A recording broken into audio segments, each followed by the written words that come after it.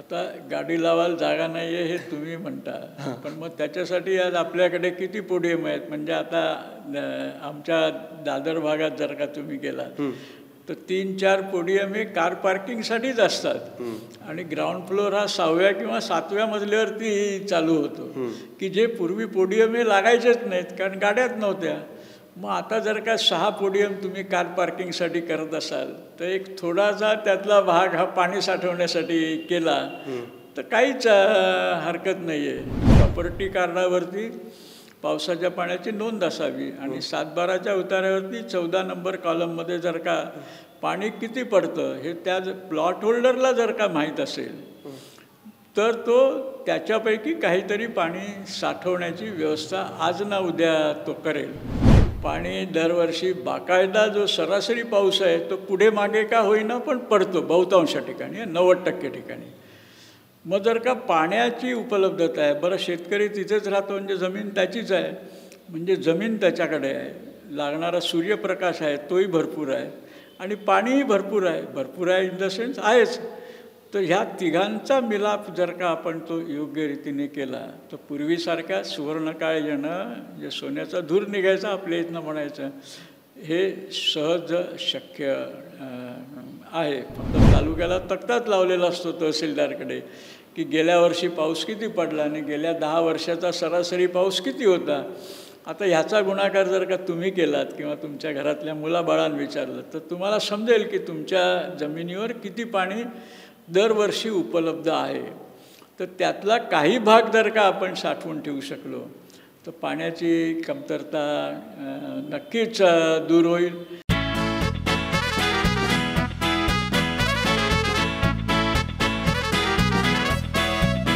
Hello, हाय, नमस्कार. MHA-MTV गप्पा या आपल्या लाडक्या पॉडकास्ट शोमध्ये मी उमंग काळे तुम्हा सगळ्यांचं स्वागत करतो.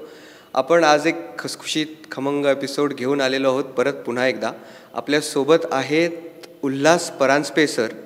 उल्हास परांजपे सर हे जलवर्धिनी प्रतिष्ठान या संस्थेमार्फत गेली 40 ते 45 वर्ष पाणी संचय, पाणी नियोजन आणि सर्वांसाठी पाणी कसं मिळेल याबद्दल त्यांचं काम आहे. उभ्या महाराष्ट्रात त्यांचं काम आहे. तर आपण त्यांच्याशी आज गप्पा मारणार आहोत आणि जाणून घेणार आहोत पाणी नियोजन या विषयावर. सर नमस्कार, स्वागत आहे तुमचं. बरं, बोला सर. आपण म्हणतो पाऊस महाराष्ट्रात पडतो पण प्रत्येक ठिकाणी तो सारखा पडतो जसं नाही. तर महाराष्ट्रात भूतलावर असलेल्या प्रत्येक माणसाला किमान आणि समान पाणी देणं शक्य आहे? शक्य आहे ना. मुळात पाऊस जो पावसाच्या पाण्याची जी क्षमता आहे ती एवढी प्रचंड आहे म्हणजे समजा जिथे 500 मिलीमीटर पाऊस पडतो तिथे एकर म्हणजे 4000 स्क्वेअर मीटर म्हणजे एकरी 20 लाख लिटर पाणी उपलब्ध आहे. आणि ज्या ठिकाणी आता आमच्या कोकणामध्ये 2,500-3 हजार मिलीमीटर पाऊस पडतो तिथे एकरी 1 कोटी लिटर आणि त्याच्यापेक्षा जास्ती पाणी उपलब्ध आहे. मग आता जिथे 500 मिलीमीटर पाऊस आहे तिथे एकरी 20 लाख लिटर पाणी लागतं का असं आम्ही जर का विचारलं शेतकऱ्यांना किंवा त्यांना तर एवढं पाणी लागत नाही. त्यामुळे ते लागत नाही. कोकणात तर तेवढं पाणी लागण्याचा प्रश्नच निर्माण होत नाही. मग त्यापैकी आवश्यक तेवढं जर का पाणी आपण साठवून ठेवू शकलो तर माझ्या मते पाण्याचा प्रश्न हा सुटेल. की जसं आम्ही नेहमी म्हणतो की पैसे आणि पाणी साठवलेले असतील तरच वापरता येतात. पैसे सर्वजण साठवतात पण पाणी साठवणारे फारच कमी लोक आहेत. त्यामुळे ज्यावेळेस प्रत्येकजण पाणी साठवायला सुरुवात करेल त्यावेळेला हा प्रश्न सुटायला नक्कीच सुरुवात होईल. आणि याकरता मुंबईचं उदाहरण आपल्या मोठं आहे. आता मी लहानाचा मोठा मुंबईतच झालो. आज माझं वय 75 पूर्ण आहे. पण कधी पाणी नाही असं झालं नाही. का नाही झालं तर आमच्या सगळ्या 1-1.5 कोटी लोकांसाठी लागणारं वर्षभराचं पाणी साठवलेलं आहे. आमच्यासाठीच नाही, आमचे जे व्यवसाय आहेत त्यांच्यासाठी, इंडस्ट्रीसाठी लागणारं बहुतांश सगळं पाणी साठवलेलं आहे. फारच थोडं पाणी भूगर्भातलं म्हणजे बोरवेल वगैरेचं हल्ली लोक वापरायला लागले. मग जर का 1.5 कोटी लोकांसाठी पाण्याची व्यवस्था पाणी साठवूनच होऊ शकते तर तशी माझ्या मते इतर ठिकाणी होणं शक्य आहे जर का ठरवलं आपण तर. आणि त्या दृष्टीने आम्ही मग काम करायला सुरुवात केली आमच्या जलवर्धिनी प्रतिष्ठानच्या मार्फत. म्हणजे मग औद्योगिक शेती आणि दळणवळण यासाठी मुख्यतः पाणी आपल्याला लागतं. तर शेतीला लागणारं पाणी म्हणजे एकरामागे ते किती आणि कुठलं पीक घेतात ह्याच्यावरती अवलंबून आहे. औद्योगिक क्षेत्र असेल तर कसलं मॅन्युफॅक्चरिंग आहे त्याच्यावरती अवलंबून आहे. पण मग माझं शेत आहे किंवा माझ्या एखादं उद्योगाचं इंडस्ट्रीचं वर्कशॉप आहे, तर माझ्याच आवारात मला पाणी साठवता येईल?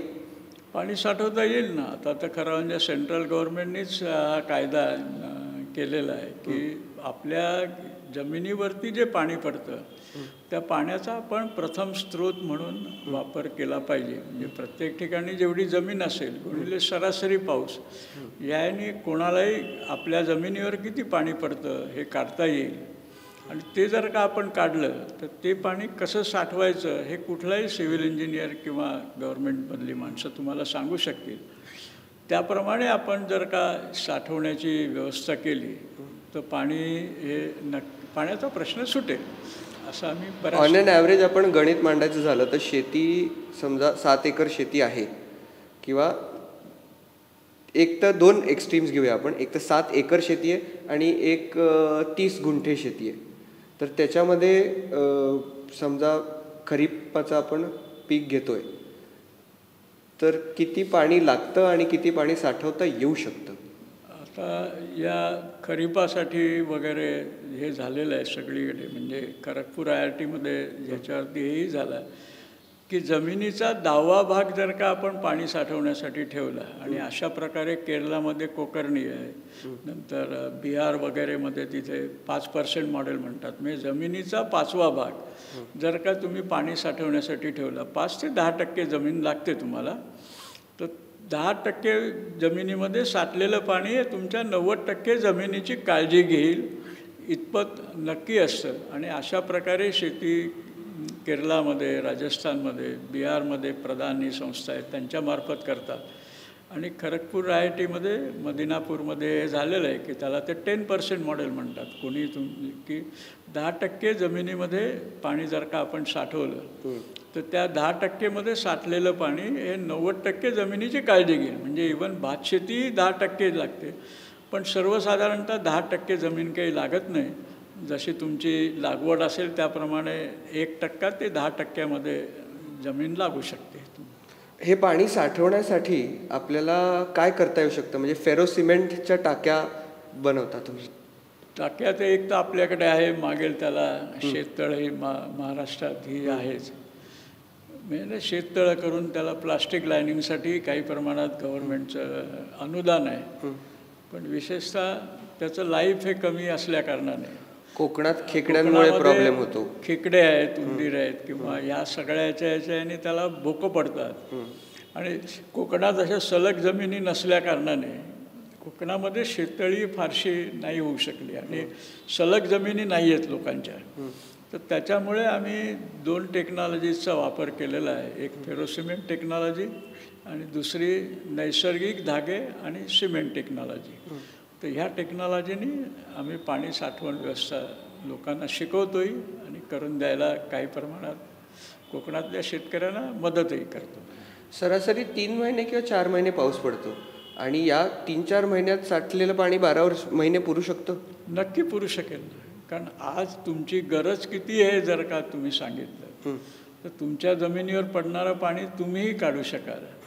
आणि त्यापैकी मग लागणारं पाणी जर का आपण साठवून ठेवलं तर मग नक्कीच पाण्याचा प्रश्न सुटेल. पण मुळात पाणी साठवण्याची व्यवस्था प्रत्येक घरी किंवा प्रत्येक शेतावरती नसल्या कारणाने हा प्रश्न आज निर्माण झालेला आहे. कारण पाणी आपण जरी पावसाळ्यात 4 महिने म्हणतो म्हणजे 40 ते 50 दिवसच पाणी पडतं.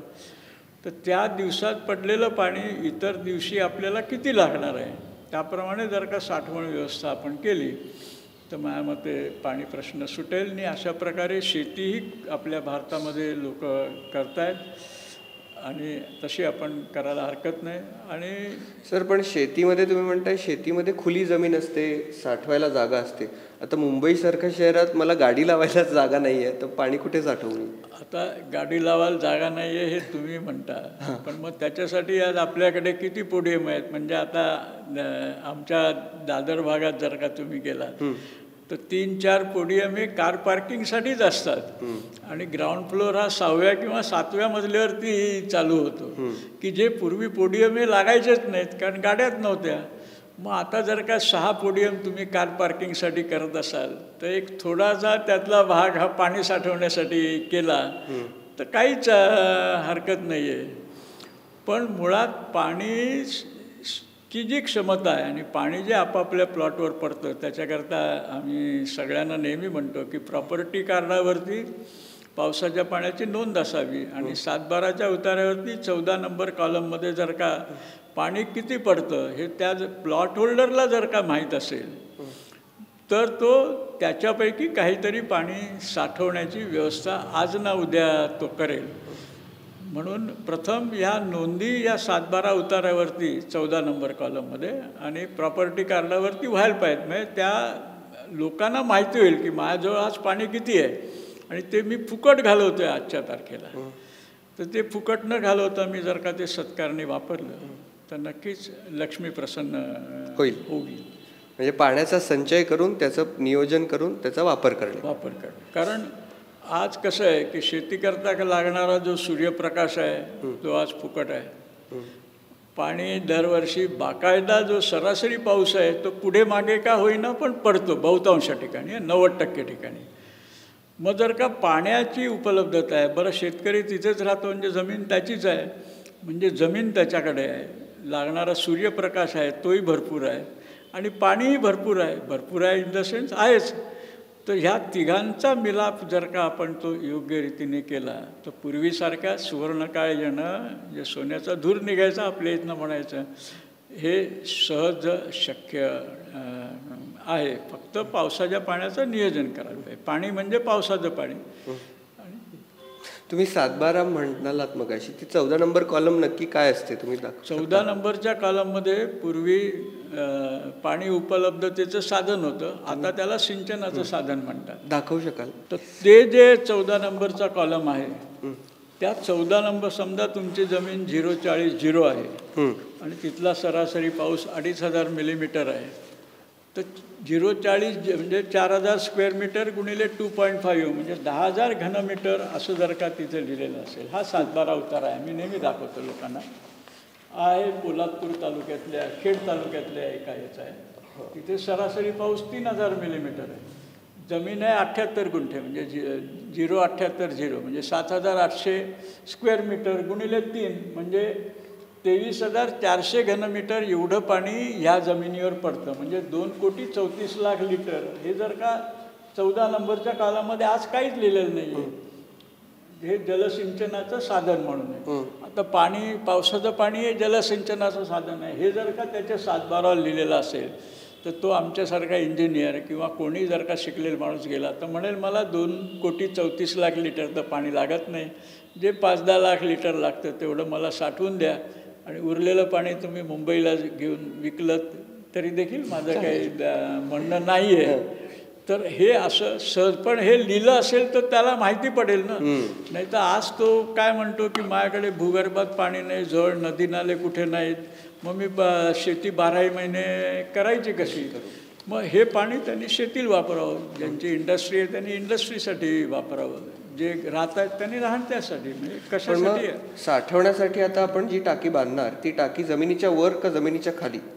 जशी जमीन असेल त्याप्रमाणे जमिनीखाली बांधता येऊ शकते. जमिनीवरती टेक्नॉलॉजी सर्व उपलब्ध आहेत आणि त्या बऱ्याच इंजिनियर्सना माहिती आहेत. म्हणजे असं काही त्यात सिक्रेट असं काही नक्की काय फेरोसिमेंट ही नक्की काय टेक्नॉलॉजी आहे? फेरोसिमेंट टेक्नॉलॉजी म्हणजे कोंबडी जाळी ज्याला आपण म्हणतो, चिकन मेश आणि सिमेंट रेतीचा गिलावा म्हणजे फेरोसिमेंट. ओके. पण फेरोसिमेंट चिकन मेश ही उभी राहू शकत नाही, म्हणून ती वेळमेशच्या दोन्ही बाजूला नीट विणलेली असते आणि ती विणल्यानंतर आपल्याला पाहिजे त्या आकाराचा शेप जर का आपण देऊ शकलो किंवा शेप देण्यासाठी 8 मिलीमीटरच्या सळ्या वापरून सांगाडा तयार करायचा प्रथम, मग गोलाकार असेल, चौकोनी असेल जसा, आणि त्याला जर का चिकनमेश वेळमेश गुंडाळली आणि त्याच्यावरती सिमेंट रेतीचा गिलावा करून जर का नंतर आतनं बाहेरनं प्लास्टर करून फिनिशिंग केलं तर ती पाणी साठवी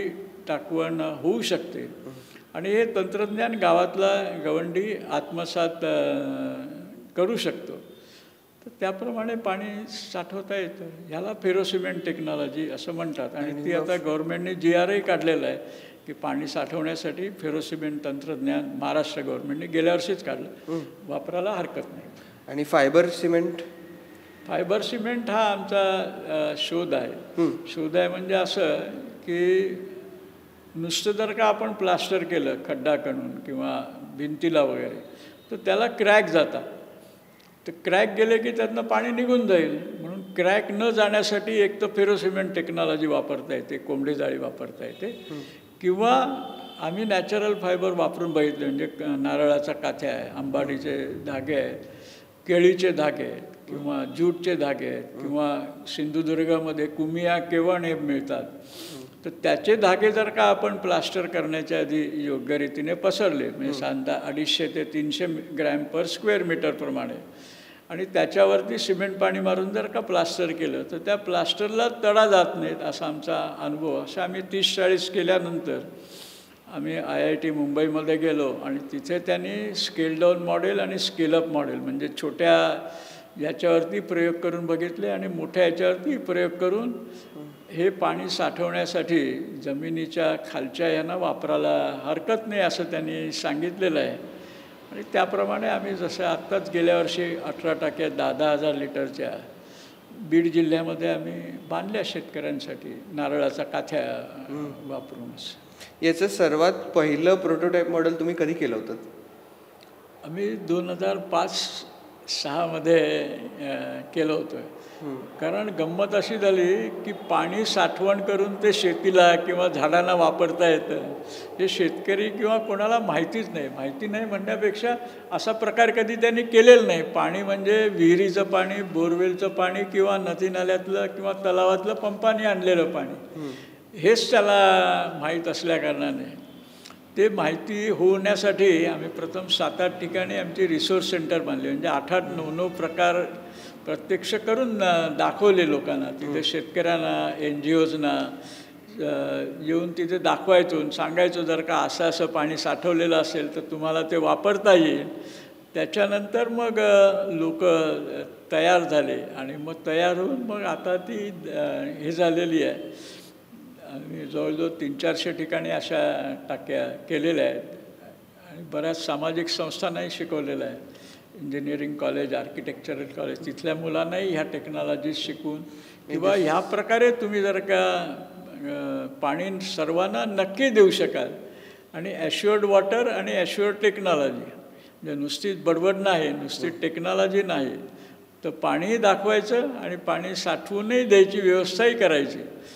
असं म्हणजे पूर्ण सोल्युशन आम्ही देऊ शकतो. आणि आम्ही देऊ शकतो असं नाही, असं कोणीही देऊ शकतं. म्हणजे आता आम्ही रिलायन्स फाउंडेशनला शिकवलं होतं, ज्ञानप्रबोधिनीला शिकवलं होतं, भगीरथ ग्राम विकास प्रतिष्ठानला शिकवलं होतं, सेवावर्धिनीला. आता ते त्यांच्या हिशोबाने दरवर्षी 5-50 टाक्या बांधतात. रोटरी क्लब पुण्यालाही तिथल्याही लोकांना शिकवलं होतं.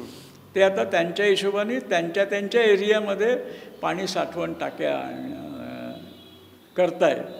So this is a transferable technology and it is a very transformative technology. हो हो हो. आम्ही काही त्याच्यात हे नाही, म्हणजे आम्ही नैसर्गिक धागे वापरून हे केलं, पण त्याचं आम्ही पेटंटही घेतलेलं नाही आहे. आम्ही म्हटलं ही ओपन राहायला पाहिजे, कोणी वापरावी, कारण पाणी सर्वांना मिळालं पाहिजे. हां, आम्हाला त्यातनं पैसे कमवणं. पण मग तुम्ही असं म्हणता, आपल्या बोलण्यात पण तुम्ही म्हणालात की गॅरंटीसह मी तुम्हाला पाणी देऊ शकतो. मग आता ह्याच्यात गॅरंटीच झाली ना की आता तुमची जमीन किती आहे तुम्हाला माहिती आहे, तुमच्या इथला सरासरी पाऊस किती आहे तुम्हाला माहिती आहे, किंवा आपल्याला कळू शकतो. तालुक्याला गेलो आपण तर तालुक्याला तक्ताच लावलेला असतो तहसीलदारकडे की गेल्या वर्षी पाऊस किती पडला आणि गेल्या 10 वर्षाचा सरासरी पाऊस किती होता. आता ह्याचा गुणाकार जर का तुम्ही केलात किंवा तुमच्या घरातल्या मुलाबाळांना विचारलं तर तुम्हाला समजेल की तुमच्या जमिनीवर किती पाणी दरवर्षी उपलब्ध आहे. तर त्यातला काही भाग जर का आपण साठवून ठेवू शकलो तर पाण्याची कमतरता नक्कीच दूर होईल. आणि त्याप्रकारे आम्ही लोकांना शिकवायलाही तयार आहोत आणि लोक करतायत आता. आणि बऱ्याच सामाजिक संस्थाही आता भाग घेऊन पुढे गेलेल्या आहेत त्याचे. पण मग आता ज्या प्रभागांवर तुम्ही म्हणलात बीडमध्ये टाक्या बांधल्यात, ज्या प्रभागांवर वरुण राजा प्रसन्न नाही, म्हणजे कोकणात पर्जन्यमान चांगलं असतं, कोकणात आपण 1,00,000 लिटरच्याही टाक्या बांधू शकतो, पण बीड, जालना, धाराशिव, मराठवाडा, विदर्भ जिथे पाऊसच मुळात कमी आहे. पाऊस नाही आहे असं नाही आहे. जो पाऊस पडतो, उदाहरणार्थ आम्ही जालना दिसल्यातलंच हे सांगतो. एका गावात गेलो होतो, मला वाटतं त्या गावाचं नाव दहीगव्हाण म्हणून. तिथे गेलो होतो तर तिथे कार्यकर्ते संघाचेच होते. ते म्हणाले आम्ही पर्जन्यमापक गेल्या वर्षी ठेवला होता 2012-13च्या दुष्काळीच्या ह्याच्यामध्ये.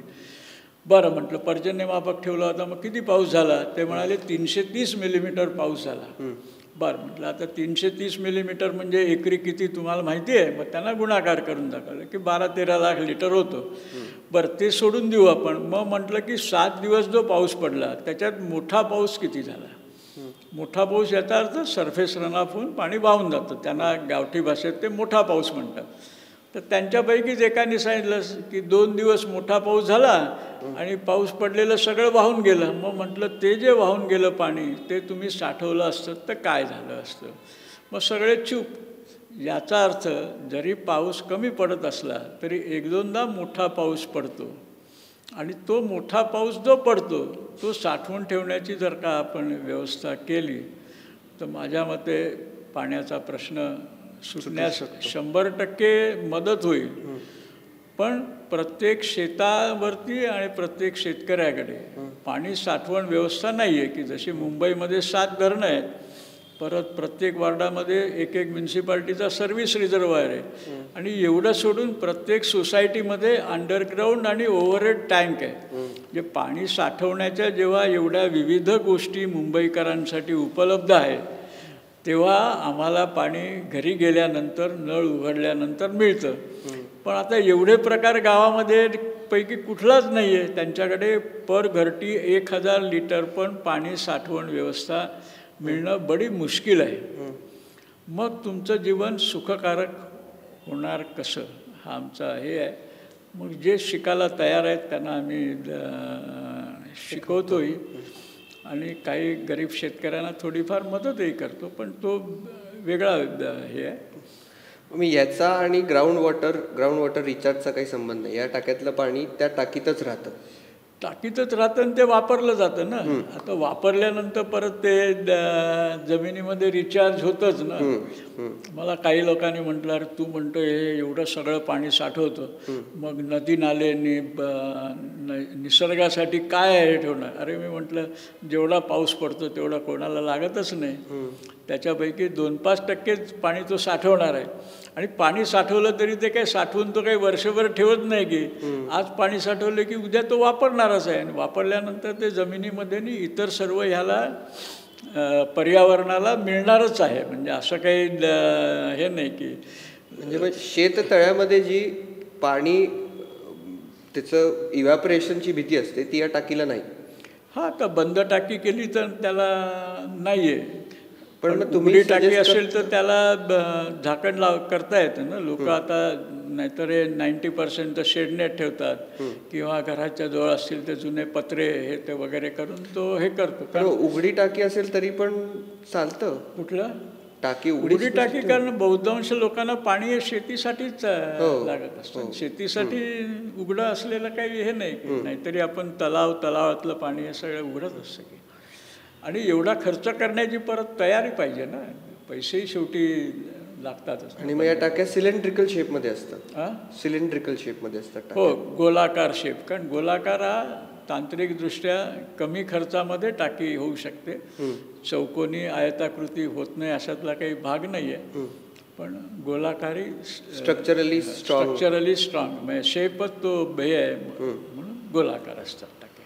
आणि मग तुम्ही सर आत्तापर्यंत बांधलेली सर्वात मोठी क्षमतेची टाकी कोणती आणि सर्वात छोटी कोणती? आता आम्ही जमिनीखालची पनवेलला 6 लाख लिटरची टाकी बांधली, पण जमिनीवरच्या 25-30 हजार. म्हणजे आता कोणाला 1 लाख लिटरमध्ये आम्ही याला नंदुरबारला गेलो होतो, तिथे 1 लाख लिटर त्या गावाकरता पाहिजे होतं, पण 1 लाख लिटरची एक टाकी बांधण्याच्या ऐवजी आम्ही त्यांना सांगितलं 25,000च्या तुम्ही 4 बांधा. या कशासाठी की आम्ही म्हटलं 25,000ची एक तुम्हाला शिकवू, नंतर तोच गवंडीन तीच माणसं दुसऱ्या करत जातील एक भाग. आणि 1 लाख लिटरलाच्या टाकीला समजा उद्या काही झालं तर मग तुमच्याकडे पाणीच नसेल, पण 25,000चे 4 असतील नाही एखादी टाकी, कारण शेवटी ही इंजिनिअरिंगची गोष्ट आहे, काहीतरी याला रिपेअर लागतं, मेंटेनन्स लागतं. मग त्यावेळेला एक टाकी जर का आपल्याला रिपेअर करायची असेल, उरलेल्या 3 टाक्यामध्ये पाणी असेल, आणि पाणी हे सर्वत्र लागत असल्याकारणाने एके ठिकाणी साठा करण्यापेक्षा वेगवेगळ्या ठिकाणी साठे करावे असं आम्हाला वाटतं. महाराष्ट्रात जमिनीचा स्तर किंवा जमिनीची लेवल म्हणजे कुठे पठार आहे, कुठे डोंगर आहेत, कुठे खास म्हणजे दऱ्या आहेत, तर कोकणामध्ये डोंगरांवरती जिथे गावं आहेत तिथे सुद्धा हे करणं शक्य आहे. हो, तिथेही तेवढी सपाट जागा मिळतेच, एवढं पाणी काही लागत नाही. म्हणजे जसं सांगितलं की 5-25 हजार लिटर पाणी साठवण्याची व्यवस्था असेल तर त्याचं काम होऊ शकतं. कारण आपल्या कोकणामध्ये काय आहे की बहुतांश ठिकाणी डिसेंबर-जानेवारीपर्यंत पाणी असतं, पाण्याचा स्रोत असतो. म्हणजे जर का जानेवारीमध्ये ती टाकी परत एकदा भरून ठेवली तर ती नंतर ती पाणी पुरतं. म्हणजे तुम्हाला जर का 3 महिने पाणी कमी पडत असेल तर 3 महिने जेवढं पाणी कमी पडतं तेवढीच टाकी तुम्ही करून ठेवायची. ती पावसाळ्यात भरेल, ती तुम्ही नंतर वापरायला हरकत नाही, पण जेव्हा पाणी तुमच्याकडे असतं तेव्हा जर का भरून ठेवलं तर नंतर जेव्हा पाणी नसेल तेव्हा तुम्हाला ती करता येऊ शकेल. फॅन्टॅस्टिक. म्हणजे शाश्वत प्रकारे सर्वांना पाणी देता येऊ शकतं जर त्याचं योग्य दुसरा एक नियोजन. भाग सांगायचा आहे तो म्हणजे आपण जेव्हा घर बांधतो तेव्हा घराच्या तळामध्ये जर का आपण पाणी साठवण, छतावरती पडणारं पाणी साठवण्याची जर का केली तर मग काहीच नाही. कारण आपल्या कोकणात 1,000 फुटाचं तरी कमीत कमी घर असतं, म्हणजे 3 लाख लिटर पाणी पडतं. त्या 1,000 जेव्हा घर बांधतो तेव्हा जर का जोत्यामध्ये जर का पाणी साठवण्याची व्यवस्था असेल किंवा जोत्याच्या बाजूला असेल तर 1 लाख लिटर पाणी एका कुटुंबाला पुष्कळ झालं. अशा प्रकारे लोकांनी केलेले आहेत. म्हणजे पाचगणीला एक संस्था आहे, त्यांनी 10-11 लाख लिटर त्यांच्या जोत्यामध्येच हे केलेलं आहे. आमच्या कर्जत तालुक्यात एका आदिवासींनी 10,000 लिटर, त्याला मी आपलं असं सांगत होतो, अरे तुम्ही घर बांधताना अशी टाकी का नाही बांधत? तो म्हणे साहेब या माझ्या घरी. त्यांनी दाखवलं त्याच्या स्वयंपाकघरामध्ये त्यांनी त्याच्याखाली 10,000 लिटरची टाकी केलेली आहे. आत्ता बीड जिल्ह्यामध्ये एका वडारवाडीत गेलो होतो असंच पाण्याची माहिती सांगायला तिथे त्या महिला बचत गटाला. तेव्हा त्याच्यानंतर एका घरी चहा प्यायला गेलो होतो, तेव्हा माझ्या लक्षात आलं की त्या घरामधली एक टाकी उंच वरती आलेली आहे. तर मी विचारलं काय आहे, ते म्हणाले अहो काय करणार, बीडमध्ये म्हणे आमच्याकडे आठवड्यातनं एकदा पाणी येतं. तर एकदा आलं की ह्याच्या खाली टाकी बांधलेली आहे की जिथे आम्ही चहा प्यायला बसलो होतो तिथे. ते 10,000 भरून घेतली की आम्हाला आठवडाभर पुरतं. थोडक्यात म्हणजे काय, पाणी साठवण व्यवस्था कुठल्या ना कुठल्या प्रकारची प्रत्येकाकडे असणं आवश्यक आहे. आणि असं समाजातले सर्व लोकांनी केलेलं आम्हाला बघायला मिळालं. आता हे तर काय आम्ही त्यांना सांगितलं नव्हतं, तरी त्यांनी केलं होतं त्यांच्या अक्कलनुसार. मोठ्या प्रमाणात साठवण केली की एक भीती माझ्या मनात अशी येते की कंटॅमिनेशन किंवा स्टॅग्नेशनमुळे त्याच्यावर काही परिणाम होईल. नाही, पाणी जर का सूर्यप्रकाशने हवा त्याला संपर्कामध्ये नाही आली तर ते तसंच राहतं. अशी आपल्याकडे पागोळी विहीर योजना 2002च्या सुमारास होती, महाराष्ट्र गव्हर्नमेंटचीच होती, की एका कुटुंबाला पिण्याने स्वयंपाकासाठी 10,000 लिटर पाणी लागतं. म्हणजे प्रत्येक माणसाला रोज 5 लिटर. एका कुटुंबात 5 माणसं असतील तर 25 झाले, 25 गुणिले 365 म्हणजे 9,125 वगैरे काही होतात. म्हणजे 10,000 लिटर पाणी असेल तर त्या कुटुंबाला पिण्याचं पाणी हे शुद्ध असेल, पिण्याने स्वयंपाकाचं. पण ते एकदा मिळालं की मग बाकीचं पाणी कुठलंही असू शकतं. पण ते आता गेलं आणि आता बोरवेलचं पाणी पिण्यासाठी म्हणून आलं. म्हणजे पावसाच्या पाणी, कारण बोरवेलचं पाणी हे शेवटी पावसाचंच पाणी आहे, जमिनीत जिरलेलं. मग असं जेवण्यापेक्षा जर का असं आपण जेवलं सरळ, तर माझ्या मते ते जास्त लाभदायक आहे. बोरवेलचं पाणी वापरू नये असं आमचं म्हणणं बिलकुल नाही आहे, पण जोपर्यंत वरनं पडणाऱ्या पाण्याचा आपण नीटसा उपयोग करत नाही आहे तोपर्यंत त्या पाण्याकडे हे करू नये. मला वाटतं शहरांमध्ये रेरा, आता महारेराचा जो कायदा आला आहे त्याच्यामध्ये गाईडलाईन्समध्ये सध्या त्यांनी याचं इन्क्लुजन केलेलं आहे की बिल्डिंग स्ट्रक्चर बांधताना त्याच्यामध्ये रेन वॉटर हार्वेस्टिंगची सोय असावी. तो कायदा आहे 2002 सालापासूनच आहे, म्युन्सिपाल्टीनी पण सर्वांनी केलेला आहे, पण त्याच्यात किती करावं असं त्यांनी म्हटलेलं नाही. किती करावं म्हणजे उदाहरण देतो की समजा मुंबईत तुमचा 1000 स्क्वेअर मीटरचा प्लॉट आहे, तर त्या 1000 स्क्वेअर मीटरवरती 1000 गुणिले 2000 मिलीमीटर आपण पाऊस पकडू हिशोबासाठी, खरा म्हणजे त्याच्यापेक्षा जास्ती आहे, म्हणजे 2000 घनमीटर म्हणजे 1000 स्क्वेअर मीटरवरती 20 लाख लिटरचं पाणी दरवर्षी नक्की पडतं. मग त्या 20 लाख लिटरपैकी निदान तुम्ही 2 लाख 4 लाख लिटर वापरताय असं जोपर्यंत तुम्ही दाखवत नाही तोपर्यंत तुमचा प्लॅन पास होणार नाही आणि ऑक्युपेशन मिळणार नाही. असं नाही आहे, त्याच्यात फक्त वर्डिंग आहे की तुम्ही रेन वॉटर हार्वेस्टिंग करावं. किती करावं हे नाही आहे, की जसं 1000 स्क्वेअर मीटर प्लॉटवरती किती बांधावं याच्यासाठी बरेच कायदे आहेत. मग 3 FSI, 2.5 FSI, फंजिबल FSI सगळं आहे. तर तसं त्या 1000 स्क्वेअर मीटरवर पडणाऱ्या पाण्यापैकी 10% वापरावं, 15%, 20%, जे काही सरकार ठरवेल तो जोपर्यंत येत नाही तोपर्यंत याचा फारसा काही उपयुक्तता. कारण मग लोक आम्हाला विचारतात की कुठे लिहिलं आहे की मी सर्व गच्चीवरचं पाणी साठवून वापरलं पाहिजे असं ते नसेल तर मग आपण तिथे काही त्यांना हे नाही करू शकत. तसा त्या कायद्यामध्ये सुधारणा पाहिजे असं मी. पाण्याचा योग्य वापर झालाच पाहिजे आणि प्रत्येकाला किमान समान पाणी मिळालंच पाहिजे. पण शहरातल्या लोकांना कधी, आता हा माझा वैयक्तिक प्रश्न आहे की शहरातल्या लोकांना कधी कधी गिल्ट दिलं जातं की तुम्ही शावरखाली आंघोळ करू नका, तुम्ही पाणी वाया घालवताय. तर आमच्याकडे समजा स्टोरेज केलेलं आहे पाणी तर आम्ही वापरू द्या ना आम्हाला. असं नाही, आपण जर का पाणी खरं म्हणजे आपण सर्वांनी सांगितलं पाहिजे की आपण नीट पाणी वापरलं पाहिजे आणि मग जे पाणी शिल्लक राहील किंवा जे काही होईल ते तिथल्या आजूबाजूच्या ह्यांना दिलं पाहिजे. किंवा आम्ही नेहमी सांगतो की मुंबईत जवळजवळ 4000 मिलियन लिटर पाणी रोजचं येतं. याचा अर्थ जवळजवळ 3500 मिलियन लिटर पाणी रोजचं हे वेस्ट वॉटर म्हणून निर्माण होतं. आज तुम्हाला माहीत नसेल की ही जी आहे नॅशनल फर्टिलायझर कंपनी चेंबूरची, ती आज RCF आहे, ती आज BMCकडनं सुवेज विकत घेते आणि विकत घेऊन ते पाणी शुद्ध करून ते वापरतात. मग जर का RCF करू शकते आणि ती मला वाटतं दुसऱ्याही कंपनीला कुठल्या तरी विकते, म्हणजे ते आज सुवेज विकत घेतात. मग जर का हे 4000 मिलियन लिटरपैकी जेवढं सुवेज होतं, समजा 3500 मिलियन लिटर पर डे आहे, ते जर का आम्ही नीट शुद्ध केलं आणि उलट्या पाईपलाईननी जर का आपल्या ठाणे आणि पालघर जिल्ह्यामध्ये नेलं की जिथनं हे पाणी येतं तर तिथल्या जमिनी 12 महिने सुपीक होतील, देऊ शकतील. असं सहज शक्य. म्हणजे आम्ही लोकांना नेहमी सांगतो की तुम्हाला पहिल्या दिवशी 135 लिटर पाणी लागेल, पण 135 लिटर वापरल्यानंतर ते जे वेस्ट वॉटर म्हणून 125 लिटर बाहेर पडेल ते तुम्ही जर का ट्रीट करून वापरलं तर दुसऱ्या दिवशी तुम्हाला 135 लिटर नाही लागणार पाणी. पण याच्यामध्ये मानसिकता बदलायला थोडा वेळ जाईल. म्हणजे सिंगापूरमध्ये बदलायला लागेल आणि त्याप्रमाणे कायदे पण. सिंगापूरमध्ये आपण पाहिलं तर जवळजवळ 60 ते 70% पाणी ते डबल ट्रिपल सायकल करूनच वापरतात. कारण तिथे पाणी नाही आहे. आज आपल्याकडे लकीली काय झालं आहे की आपल्याकडे पाणी आहे भरपूर, त्यामुळे आणि आपण हे करतो वापरतो.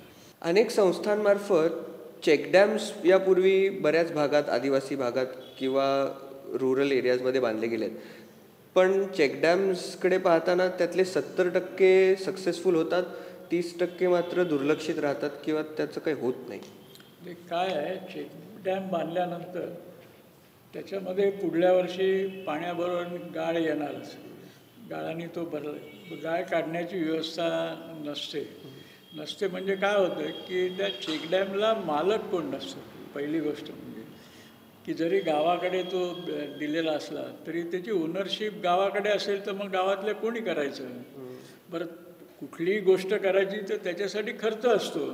मग तो खर्च कोणी बेअर करायचा. समजा एखाद्या सामाजिक संस्थेने केला असेल तर पुढल्या वर्षी त्या मेंटेनन्सला, जसं आपण म्हणतो एखादी मशिनरी घेतली की त्याच्यात 2%, 1% किंवा 3% हे घसारा आहे. घसारा म्हणजे तेवढे पैसे तुम्हाला बाजूला ठेवून केव्हा तरी लागतील तेव्हा ते तुम्ही वापरायला पाहिजे. तसं याच्यामध्ये इनबिल्ट यंत्रणा नसल्या कारणाने मग ते गाळाने भरतात आणि गाळाने भरले की मग त्याची उपयुक्तता कमी होते. पण व्यक्तिगत असेल तर ती कशी असते, ती त्याची प्रॉपर्टी असते. त्यामुळे तो त्याची काळजी घेतो आणि तो काळजी घेतो त्या कारणाने तिथे सक्सेस रेट जास्ती आहे. नाही तर गव्हर्नमेंटनी आज भरपूर कामं केलेली आहेत, कामं केलेली नाही आहेत अशातला काही म्हणणं नाही. पण त्याच्यानंतरची त्याची मेंटेनन्स आणि ही जबाबदारी कोणी घ्यायची हे नक्की केल्या नसल्या कारणाने की पूर्वी एक PWD बांधायची, मग इरिगेशन डिपार्टमेंट बांधायचं, मग ते शेती खाते, म्हणजे असे वेगवेगळे हे झाल्यानंतर मग त्याचा मालक हा आयडेंटिफाय व्हायला पाहिजे. आणि मालक आयडेंटिफाय झाला तरी मालक हा कडे पैसे नाही आले तर तो रिपेअर कुठनं करणार. बरोबर आहे. त्यामुळे ती यंत्रणा सगळी बांधली गेली पाहिजे. आज मुंबईत काय यंत्रणा चालू आहे तर मुंबईमध्ये पाण्याची ही बघण्यासाठी 200-500 इंजिनियर आहेत, वेगळे डिपार्टमेंट आहे. मुंबईतले लोक ते पाणी वापरतात, त्याचे पैसे भरतात, म्हणून त्या यंत्रणा ती चालू आहे, म्हणून आज आपल्याला पाणी इथे मिळतं. तर तशी व्यवस्था जर का तिथे केलेली नसेल तर ह्या सर्वाचा उपयोग शेवटी शून्य होणार. तसं त्या धरणामध्ये किंवा याच्यामध्ये काही खोट आहे किंवा असं तर आता इंजिनिअरिंग आहे, 1-2 याच्यामध्ये होणारच तसं, पण असं काही नाही. तर ती यंत्रणा त्यावेळेलाच उभी केली पाहिजे की कोण ही मेंटेन करणार. म्हणजे चेकडॅम्स बांधत असताना ती रेग्युलर मेंटेनन्सचा विचार करून त्याच्यावरती काम केलं पाहिजे. आम्हाला काही CSR कंपन्या जेव्हा डोनेशन देतात, आता आम्ही काही घेतलेलं नाही, पण ते सांगतात की तुम्ही याच्याबरोबर लिहूनही द्या की ही टाकी तुम्ही पुढले 10 वर्ष तुम्ही मेंटेन करा आणि तसंच आम्हाला कोटेशन द्या. नाहीतर ही गावामध्ये बांधलेल्या इतक्या रिमोट ठिकाणी असतात की त्या ठिकाणी बघायलाही जायला देण्याइतपत त्या NGOकडे किंवा यांच्याकडे पैसे नसतात. लाईफ किती असतं साधारण एका टाकीचं पाहायला गेलं तर? 30-40 वर्ष तर नक्की. ओके.